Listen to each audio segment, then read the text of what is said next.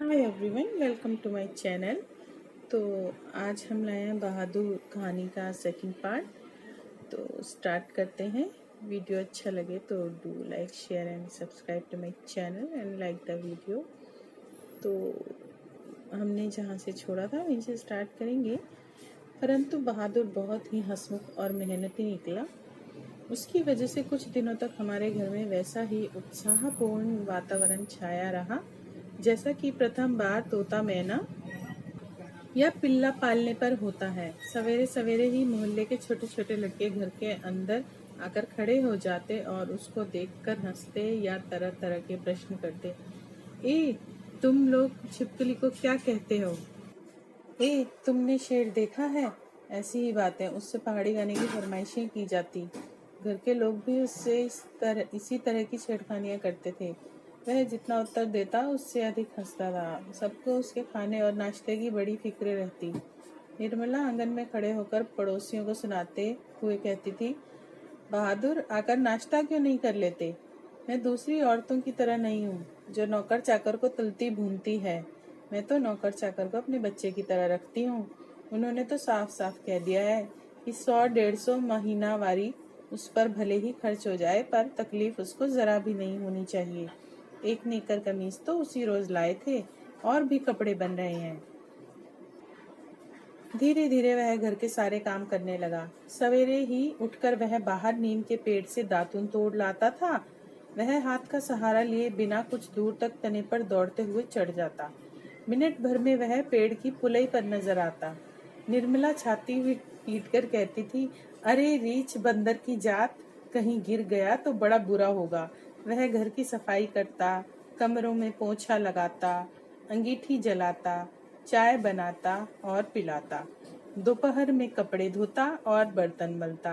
अब रसोई बनवाने की भी जिद करता, पर निर्मला स्वयं सब्जी और रोटी बनाती। निर्मला की उसको बहुत फिक्र रहती थी। उसकी उन दिनों तबीयत ठीक नहीं रहती थी, इसलिए वह कुछ दवा ले रही थी। बहादुर उसको कोई काम करते देखकर कहता था, माताजी मेहनत ना करो, तकलीफ बढ़ जाएगा। वह कोई भी काम करता होता, समय होने पर हाथ धोकर भालू की तरह दौड़ता हुआ कमरे में जाता और दवाई का डिब्बा निर्मला के सामने लाकर रख देता। जब मैं शाम को दफ्तर से आता तो घर के सभी लोग मेरे पास आकर दिन भर के अपने अनुभव सुनाते थे। बाद में वह भी आता था। वह एक बार मेरी ओर देखकर सिर झुका लेता और धीरे धीरे मुस्कुराने लगता। वह किसी बहुत ही मामूली घटना की रिपोर्ट देता। बाबूजी, बहन जी का एक सहेली आया था, या बाबूजी भैया सिनेमा गया था। इसके बाद वह इस तरह हंसने लगता था गोया बहुत ही मजेदार बात कह दी हो। मैं उससे बातचीत करना चाहता था, पर ऐसी इच्छा रहते हुए भी मैं जानबूझकर बहुत गंभीर हो जाता था और दूसरी ओर देखने लगता था। निर्मला कभी कभी उससे पूछती थी, बहादुर तुमको अपनी माँ की याद आती है? नहीं। क्यों? वह मारता क्यों था? इतना कहकर वह खूब हंसता था जैसे मार खाना खुशी की बात हो। तब तुम अपना पैसा माँ के पास कैसे भेजने को कहते हो? माँ बाप का कर्जा तो जन्म भर भरा जाता है। यह कहता वह और भी हंसता था। निर्मला ने उसको एक फटी पुरानी दरी दे दी थी। घर से वह एक चादर भी ले आया था। रात को काम धाम करने के बाद वह भीतर के बरामदे में एक टूटी हुई चारपाई पर अपना बिस्तर बिछाता था।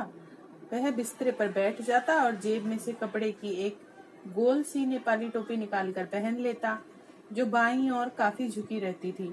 फिर वह एक छोटा सा आईना निकालकर बंदर की तरह उसमें अपना मुंह देखता था। वह बहुत ही प्रसन्न नजर आता था। इसके बाद कुछ और भी चीजें उसकी जेब से निकलकर उसके बिस्तरे पर सज जाती थी। कुछ गोलियां, पुराने ताश की एक गड्डी, कुछ खूबसूरत पत्थर के टुकड़े, ब्लेड, कागज की नावें। वह कुछ देर तक उनसे खेलता था। इसके बाद वह धीमे धीमे स्वर में गुनगुनाने लगता था। उन पहाड़ी गानों का अर्थ हम समझ नहीं पाते थे, पर उनकी मीठी उदासी सारे घर में फैल जाती थी, जैसे कोई पहाड़ की निर्जनता में अपने किसी बिछड़े हुए साथी को बुला रहा हो।